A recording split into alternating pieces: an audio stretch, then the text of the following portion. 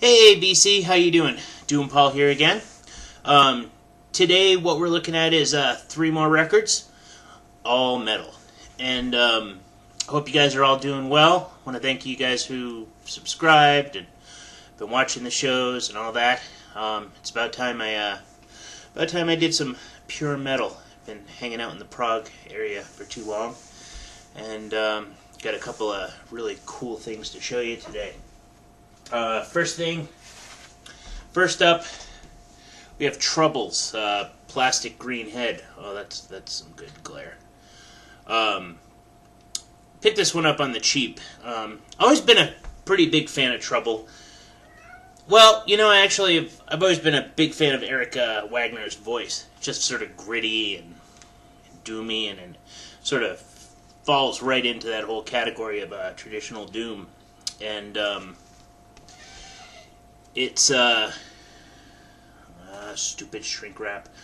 This is a reissue that came out in FRW Music a couple years back, 2006, I guess. And maybe 10 years ago, I was a real big Trouble fan, and I never actually really bought into this record so much. Not sure why, because upon repeated listenings, there's some great songs on here.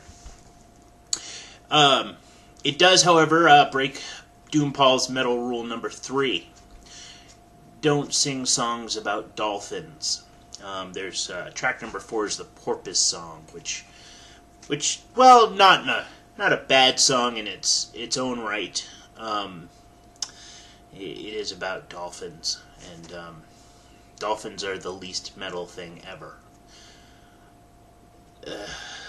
But anyway, what I really like about this song is it's almost a 90s grunge album, as far as it goes. You listen to this and you hear Alice in Chains, and you hear that whole sort of upcoming scene from Seattle that was coming, and it really works, especially in the guitar, just sort of the crunchy guitar and stuff like that. And the songwriting on this is really good, especially on like The Eye, Opium Eater, stuff like that. Just a really good record. I'm not sure why I didn't buy into it before, but I certainly am again, and it's been on my turntable quite a bit lately. I like it. I like Trouble. Always have. I don't love them. I don't get the whole thing that everybody just like flips nuts about. But I think they're a solid band, and I think they've got some great songwriting, and I think Eric Wagner's vocals are really good. I hear the trouble that they have now with the new vocalist is pretty bad. I'm sure that I haven't seen them myself. I can't say for sure, but I hear the new vocalist is, I don't know. If you guys have seen it and have heard otherwise, definitely let me know, because I haven't had a chance to see them with the new guy, so could be. But anyway, that's Trouble's Plastic Green Head. The second record was VCLT from the Metal Theologian again. This one was the one that just blew my mind, and I've actually been holding off on showing it, but I listened to it so much, and it's Riot's Rock City, and I just can't get enough of this record. It's just fantastic. 1977 on Attic Records. I can't say enough about this. I mean, it's rocky, it's street rock, I don't know if it's technically metal or if it's proto-metal or whatever. I tend not to get too caught up in the genres. I used to years ago, and now I'm just like, I just like what I like, and you can call it what you will. But things like, songs like This Is What I Get, with the vocal reverb and everything else on there, just groundbreaking and fantastic. And it goes without saying over and over and over again, this band never got its due. And this is one of the cases where it's just absolutely true. Now, all their records have some guy with a seal head on it. Now that, in difference with Dolphins, this is absolutely metal, because look at that. The seal head guy just whacked the heck out of this guy, and he's done. And then he blew up the city because he's Sealhead, and he's probably bitter about being Sealhead, and I would be too, because everybody would come and try to club me. I don't know. Fantastic record. Just the guitars, the vocals. I don't have a single complaint about this record. It's just so amazing. And if you're in the VC, then you know about this record. I know. But if for some reason you've never heard Riot's Rock City, put it on. It's just dirty New York street rock. And just so well done. And the songs are written well, and everything just comes together. I don't know much about production, and I'll be the first to admit that, but I think the production on this is pretty good too, because everything just pulls together really well. And just to let you know, it's also available on 8-track, which is something I would like to find. I was at a flea market yesterday, and picked up a bunch of records for $2 each, some weird ones, and also saw an 8-track player, new in the box. I almost got, but it was for my car, and to be honest with you, the $10 I would have spent on the 8-track player probably would have been worth more than my car. I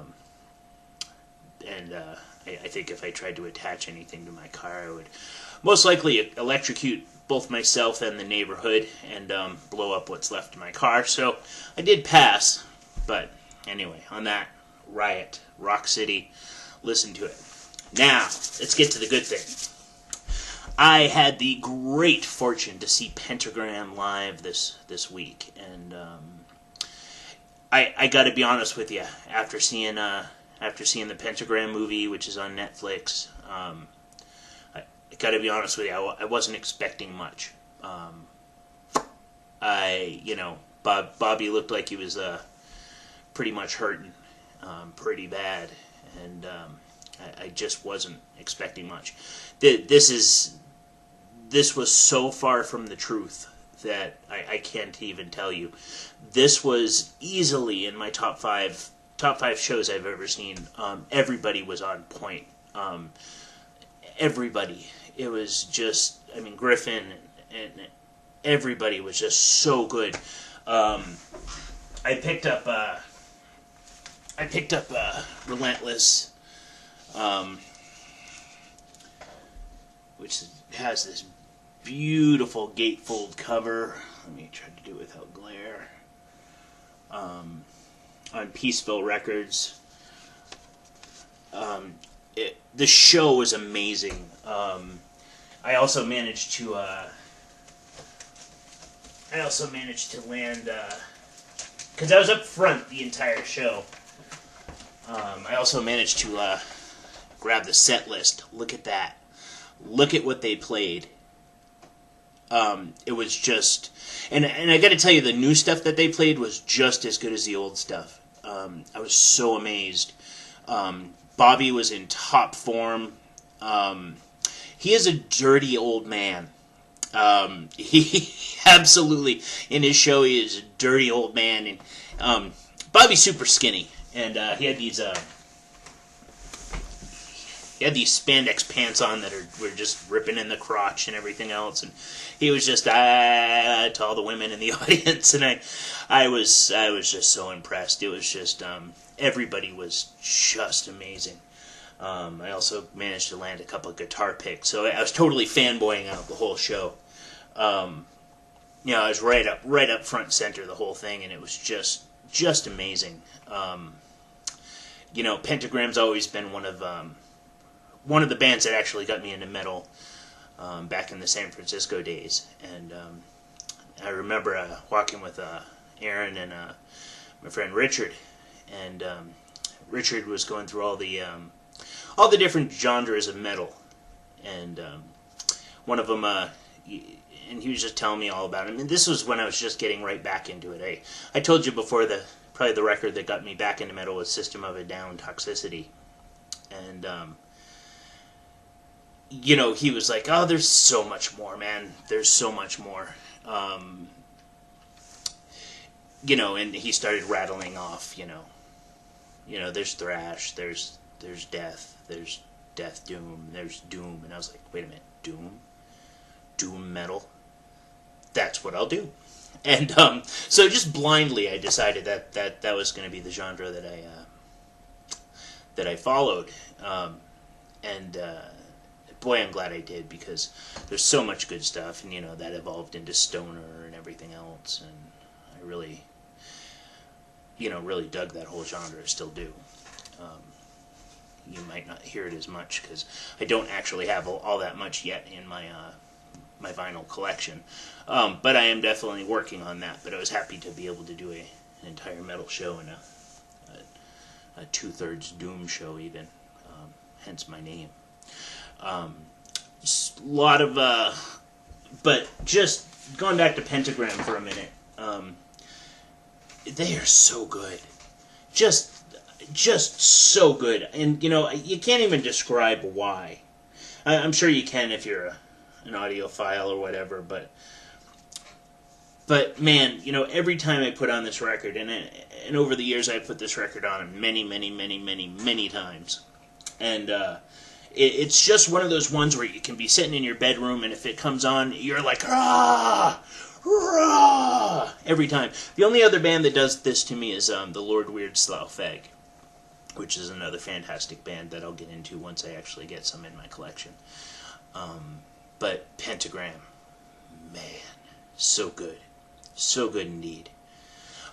So that's basically what I have to show for you today. I want to thank everybody for commenting.